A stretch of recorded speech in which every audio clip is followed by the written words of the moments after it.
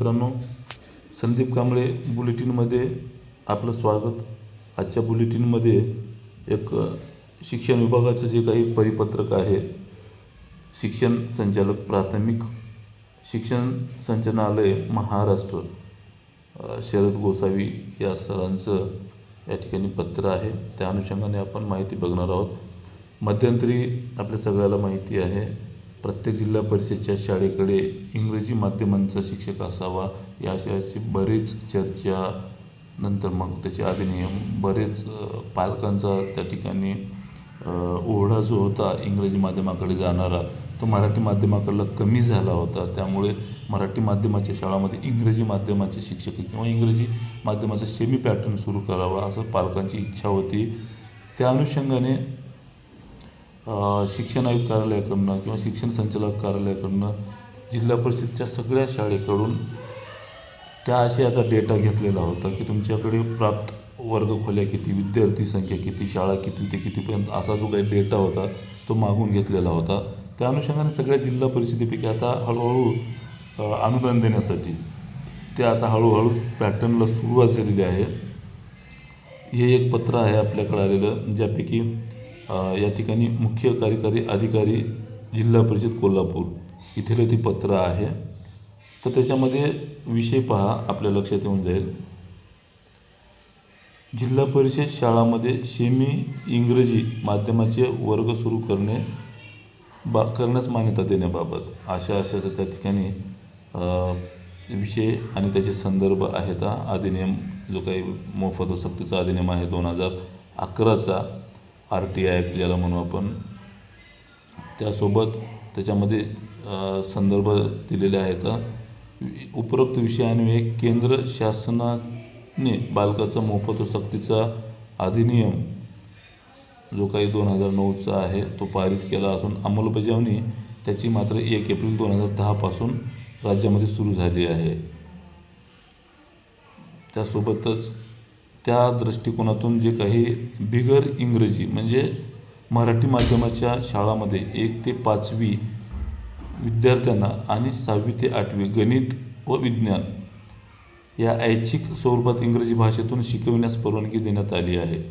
त्याच्या नियम, शर्ती, अटी मात्र अशा पद्धतीचे आहेत. हे बघा, बिगर इंग्रजी माध्यम यांच्या नियम व अटी ज्या आहेत त्या हे पाहिजे दिसत असेल तुम्हाला. बिगर इंग्रजी माध्यमाच्या शाळांमध्ये 1ली ते 5वी विद्यार्थ्यांना गणित, 6वी ते 8वी विद्यार्थ्यांना गणित व विज्ञान ऐच्छिक स्वरूपात इंग्रजी भाषेत शिकवण्याची परवानगी संबंधित विषय शिकवण्याची क्षमता व पालकांची इच्छा विचारात घेऊन ही करण्यात आलेली आहे. त्याच्यामध्ये असे बरेच याच्यामध्ये काही निकष आहेत त्या शिक्षकांचे, पण तो शिक्षक इंग्रजी माध्यमातून D.Ed उत्तीर्ण झालेला असावा. मग त्याच्यानंतर त्यांना परीक्षा याच्यामध्ये बालभारतीच्या माध्यमातून पाठ्यक्रम तयार करून महाराष्ट्र राज्य शैक्षणिक संशोधन प्रशिक्षण परिषद विद्या परिषद त्यांना प्रशिक्षण देणार आहे. त्यानंतर मग वरील शैक्षणिक अभ्यासक्रमाची अंमलबजावणी शाळांना देण्यात आलेल्या परवानगीच्या शैक्षणिक वर्षापासून सुरू करण्यात येईल अशाचे या ठिकाणी सांगण्यात आलेलं आहे.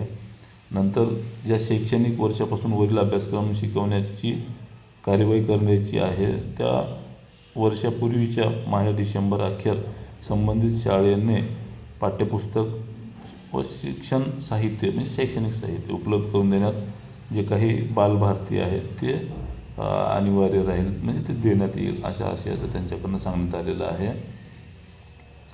थोडक्यात काय तर मित्रांनो, या शरद गोसावी जे काही शिक्षण संचालक प्राथमिक शिक्षण संचालनालय महाराष्ट्र पुणे यांच्या माध्यमातून आता जी काही मान्यता द्यायची होती त्या पॅटर्नला, त्यांना आता मान्यता देणे सुरू आहे. यामुळे जो काही ग्रामीण भागातील पालकांचा ओढा आहे की त्यांच्या मनामध्ये फॅड बसलेला आहे की आमच्या पाल्यांचं शिक्षण जे आहे ते जे काही गावामध्ये म्हणा, खेडेगावामध्ये इंग्रजी माध्यमाचे प्रायव्हेट स्कूल्स आहेत, नर्सरी वगैरे अशा पद्धतीचे आपल्याला माहिती आहे. नर्सरीपासूनच पालकांमध्ये त्याच्यामध्ये थोडासा गैरसमज होतो की बाबा आमचं म्हणजे न्यूगंड तयार होतो की आमच्या मुलाला आम्ही जे काही इंग्रजी माध्यमाचं शिक्षण आहे ते देऊ शकत नाही. जे काही गोरगरीब शेतमजूर असतात तर अशा मुलांना गावामध्ये जिल्हा परिषदेच्या शाळेमध्ये आता जे काही सेमीचे पॅटर्न्स वर्ग आहेत ते आता सुरू होण्यास सुरुवात होईल. हे एक नक्कीच दिलासादायक आहे. कुठेतरी पालकांमध्ये जे काही म्हणजे एकत्र बसल्याच्या नंतर त्याच्यामध्ये एक भावना निर्माण होते की बाबा यांचा मुलगा त्या शाळेत शिकतो आणि आमचा मुलगा जिल्हा परिषद शाळेत शिकतो, मात्र त्या ठिकाणी जे काही पॅटर्न्स आहे ते उच्च दर्जाचं आम्ही त्यांना पुरवू शकत नाही, शैक्षणिक जे काही सुविधा आहेत त्या देऊ शकत नाही. तर आता या प्रत्येक गोष्टीला कुठेतरी छेद येणार आहे. पालकांमध्ये सुद्धा या संदर्भामध्ये एक सुटकेचा श्वास असणार आहे की कुठेतरी आम्ही ग्रामीण भागामध्ये मोफत जिल्हा परिषदेच्या शाळेमध्ये अशा पद्धतीचं शिक्षण त्या ठिकाणी देऊ शकतो. त्यामुळे नक्कीच या गोष्टीचं आम्ही पूर्वी पण कौतुक केलेलं आहे, स्वागत केलेलं आहे. ही जी विषमतेची दरी आहे ते आता कुठेतरी पालकांमध्ये असलेली कमी होईल आणि पाल्यांना कुठेतरी आता मोफत इंग्रजी माध्यमाचं म्हणा किंवा पॅटर्नचं शिक्षण जे आहे किंवा स्पर्धेच्या युगामध्ये तो पाल्यसुद्धा आता मागे राहणार नाही आणि पालकांना पण त्याची कल्पना असेल किंवा एक समाधान असणार आहे की आपल्या गावामध्ये स्वतःच्या गावामध्ये जिल्हा परिषद शाळेमध्ये अशा पद्धतीचं जे काही स्पर्धात्मक शिक्षण आहे ते आता स्थानिक स्वराज्य संस्थांच्या शिक्षण म्हणजे जिल्हा परिषद शाळेमध्ये आता उपलब्ध होणार आहे. त्यामुळं नक्कीच याचा फायदा होणार आहे. अपेक्षा आहे लवकरात लवकर सगळ्या जिल्हा परिषदच्या जे काही असे सेमी इंग्रजी माध्यमाचे वर्ग सुरू करण्यासंदर्भात प्रस्ताव गेलेले आहेत तर त्यांना लवकरात लवकर सगळ्या जिल्हा परिषदेला प्राप्त व्हावेत, मान्यता प्राप्त व्हावेत आणि लवकर वर्ग सुरू व्हावेत.